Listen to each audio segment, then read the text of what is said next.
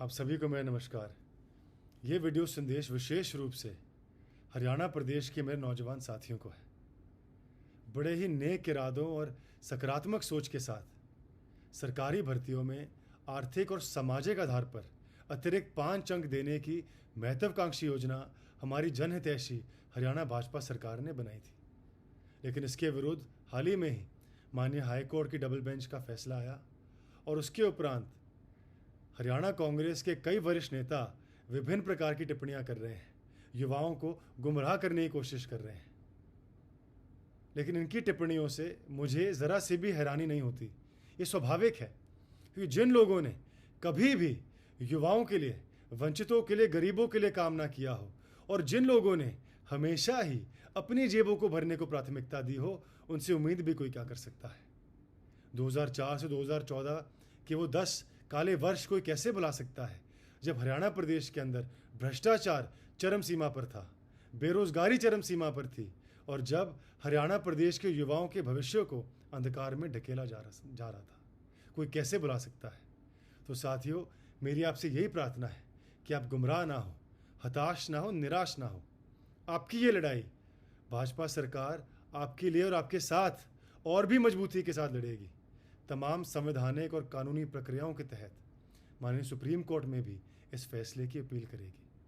आप सभी इस बात के गवाह है कि इन 10 वर्षों में भाजपा सरकार ने देश और प्रदेश के अंदर पूरी ईमानदारी, मेहनत और निष्ठा के साथ आपकी सेवा की है।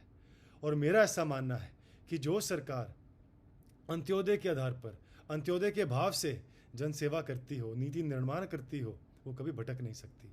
जो सरकार वंचितों को, गरीबों को, युवाओं को, किसानों को, महिलाओं को, व्यापारियों को समर्पित हो, वो कभी किसी का बुरा नहीं कर सकती। बिना खर्ची, बिना पर्ची की प्रणाली को स्थापित करते हुए, मेरिट प्रणाली को स्थापित करते हुए भाजपा सरकार ने लाखों युवाओं में एक नई ऊर्जा प्रदान करने का काम किया है। 2014 के बाद भारत और हरियाणा प्रदेश के अंदर डबल इंजन सरकार के तहत युवाओं के लिए शिक्षा के क्षेत्र में, रोजगार के क्षेत्र में, खेल के क्षेत्र में, कौशल विकास के क्षेत्र में ऐसी योजनाओं को अंजाम देने का काम किया है जिनकी मदद से युवाओं का विकास हुआ है। तो साथियों, हम आपके साथ हैं। मैं फिर दोहराना चाहता हूं कि इस लड़ाई में भारतीय जनता पार्टी और साथ ही भारतीय जनता युवा मोर्चा भी कंधे से कंधा मिलाते हुए आपका साथ निभाएंगे। और कल 4 जून को जब काउंटिंग होगी तो पूरे देश के अंदर विकसित भारत का सूर्योदय होने वाला है। तो मेरी आपसे प्रार्थना है कि पहले की तरह भविष्य में भी आप हमारा साथ दें, ताकि हम साथ मिलकर विकसित भारत के संकल्प को पूरा कर सके। मैं फिर दोहराता हूं कि आपकी इस लड़ाई में भारतीय जनता पार्टी, भारतीय जनता युवा मोर्चा कंधे से कंधा मिलाते हुए आपके साथ खड़ी है और आपको आपका हक दिलाकर रहेगी। आपका बहुत बहुत धन्यवाद। जय हिंद, जय भारत।